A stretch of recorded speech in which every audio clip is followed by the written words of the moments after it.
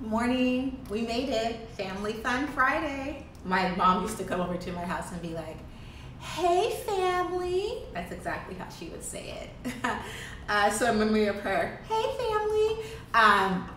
Good morning. This is the Journey of Mila Lifestyle Morning Moments, Madness, and Meditations. My name is Camila Tibbetts. I am a serial entrepreneur, and I have founded and scaled 2 brands in my past. And this is me taking you on the journey of me launching Mila Lifestyle, which is a new lifestyle e-commerce site that I'm launching solo. And my heart behind this was just to, it all started with just me wanting to share the process of a launch, right? Like me wanting to share all of that, because I think at times, people hear founders talk, you're on the cover of Inc. magazine and you're talking about, this is how I did it. But no one really, it's very vulnerable to show like the process in the midst of. So every morning, if you're new and you're just joining us, we come together, I share a bit about what's going on with me, really, because whatever's going on with me goes on in the company and in the brand. It's just, it works that way. If you're mindful, it can spill over in a negative way. So it's better to have a group of people that you can kind of touch base with. And we have 2 quick meditations that we do, and then we go forward in our day. So it's Friday, we made it through the week. We touched on a lot this week. You definitely always can go back and look on IGTV or look down on my feed to see what we went over. And now this is how we're closing the week. I have 2 really big meetings.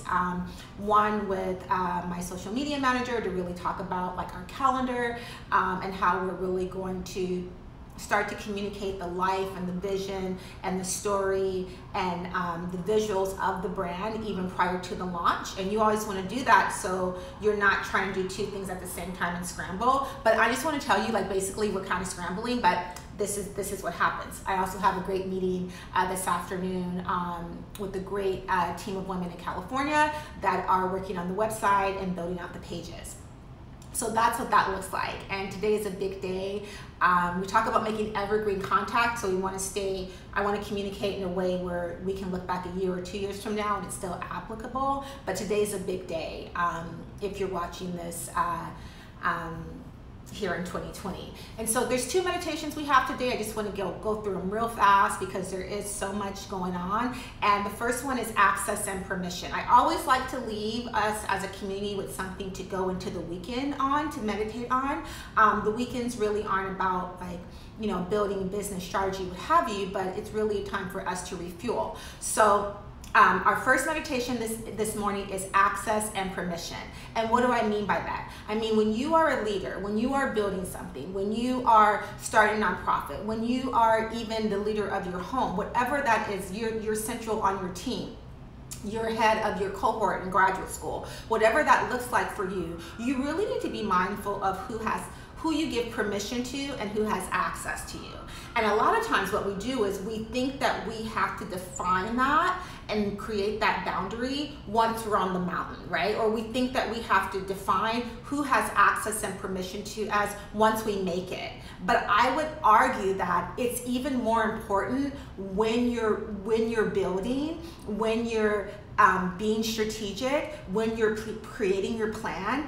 It's, I believe, even more important in the process to define that. And so what is an example of that? Like today in our country, some things are going to change, right? There's going to be, positions are going to change. And so what you can see is, if you look at the day, there's been some access that's already been streamlined to prepare for that change in position.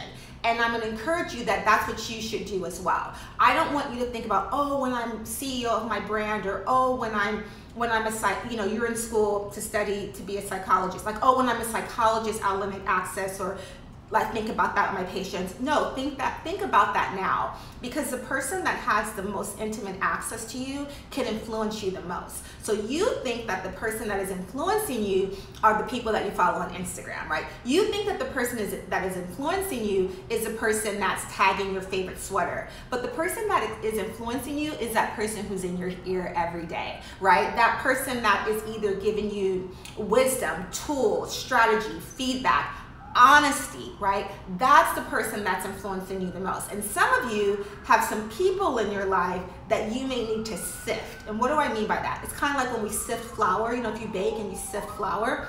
I'm not saying these people need to be cut out of your life.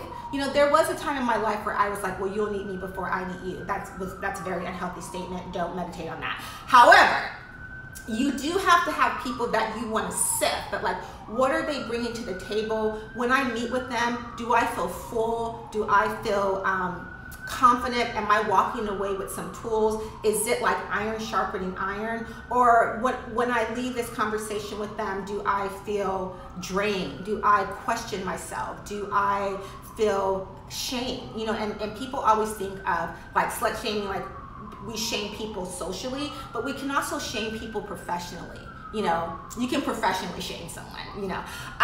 So that's our first meditation this morning, access and permission, really looking at who has access to you. There's different levels, there's different levels of access, right? Who has access to you and who has permission to speak into your life, right?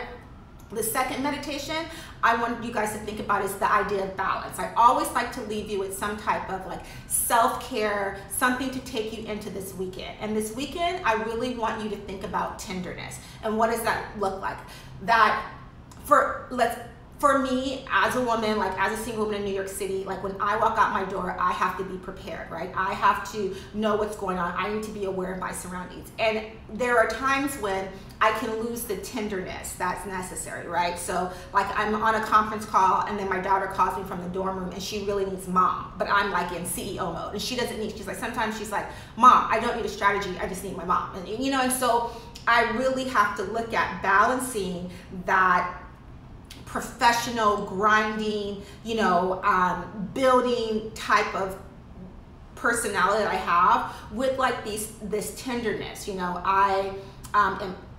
the two brands that I built in the past, I worked with my life and business partner, and that's a big challenge. And if you're doing that, meditation is even more for you, right? Like really make sure that when you close your laptop, when the day ends, whatever that looks like for you, when you're having your glass of wine, when you're having your glass of ginger ale, whatever that is, that you tap back into your tenderness. Because what we don't want is that we go, and then we become explosive. Like at any moment, like we're on one, right? And then it's like we have to like have a whole strategy of like taking that down. So I want you to think about, when you think about tenderness, that you're the most effective when you are the least explosive.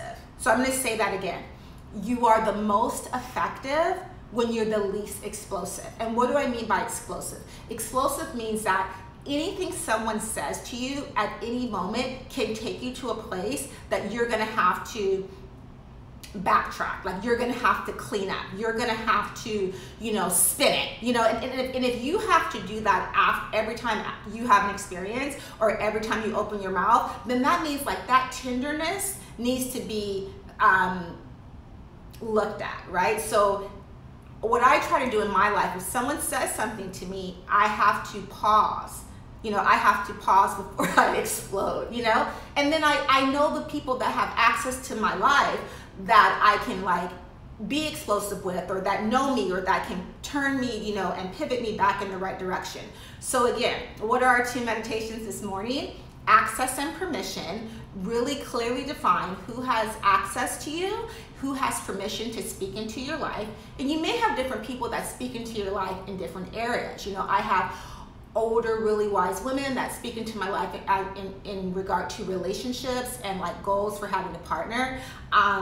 Because this is new for, like, I'm single, this is, I don't know, right? Like you wanna have wise people to go to for that. I have people that have access to my life and have permission to speak into my life when it comes to corporate things, building a business. So you're gonna have people that have access and permission to speak into your life in different areas, because it's not that you're compartmentalizing your personality, but you have different levels and different things. You're not just a businesswoman, you're not just a mom, you're not just a student, right? You're not just a girlfriend, a boyfriend, right? Like you're all these things. So if you have someone where you've seen like in this area, they excel, in this area, I see they win, you know, they may be a really effective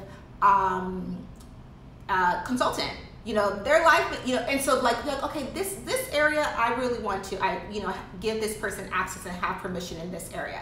So first meditation is really define who has access and permission in your life. The second meditation is to really nurture your tenderness this weekend, and to remember you are most effective when you are least explosive. So those are our two meditations to take us into the weekend. I want to make it quick, like I said, because we have a lot going on, and I really encourage you this weekend to really identify those tender places, right? Those soft places of your heart. What I always like to do is say, you know, I'm going to go into my secret place. And what is my secret place?